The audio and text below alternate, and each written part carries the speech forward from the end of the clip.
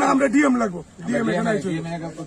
DM DM sir আমরা রাত্রে 2:30টার সময় আমার বাড়ির সামনে একটা কুকুর খেকাইতেছে পরে বাইরেছি বাইরে এসে তাদের বাড়ির পাশের বাড়ির একজন গরু মানে বাসুটা বেমান দিছে বাসুটা বেমান দেওয়া তো তাই বাইরে দিছে বাইরে এসে আমার গরুটি নাই তো দৌড়ে আইসি এসে দেখি গাড়িটার মধ্যে তুললে মানে আমরাও আইসি গাড়িটা ছেড়ে দিছে গাড়িটা লিয়ে এসে গরুটি লিয়ে বিশাল করে পিএসএ ফোন করছে তারা লাইন ঢুকে না জানা নিচ্ছে তারা চিনতে পারছে গাড়ির তো প্লেট নাম্বার গোবর সুবর লাগেন না তো যে কারণে আমরা চিন্তা পাচ্ছি না নাম্বারটা লইতাম পারছি না নাম্বারটা চাইছিলাম চেষ্টা করছিলাম লওয়ার লাইন কিন্তু গাড়ির নাম্বার গোবর লাগেন না পুরান একটা বুলেরো গাড়ি।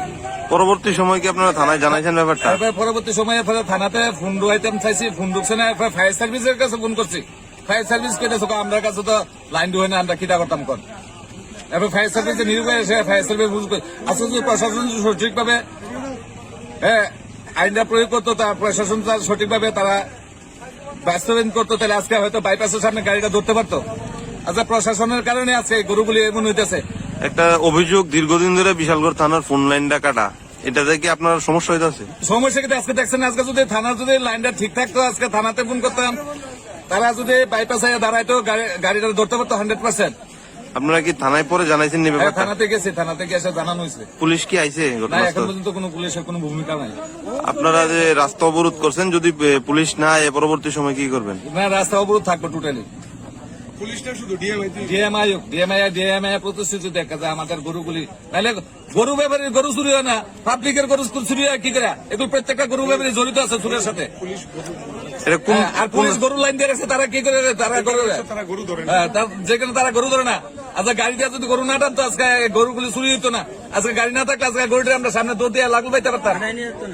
হাড়ে কি গরু চুরি করতে পারেনি? আপনার কোন থানায়? এটা কোন থানার আন্ডারে? এটা বিশালগড় থানার আন্ডারে। এই আপনারা যে সড়কটা অবরোধ করছেন এই সড়কটা দিয়ে কোথায় যায়? এটা টাকারতলা গোলাঘাটি জমপুর বিশালগড়। আচ্ছা আমরা করলাম সবকিছু কথা কইলাম দেখতেছি কি করলো তুমি আমি আজকের ঘটনাটা কইতে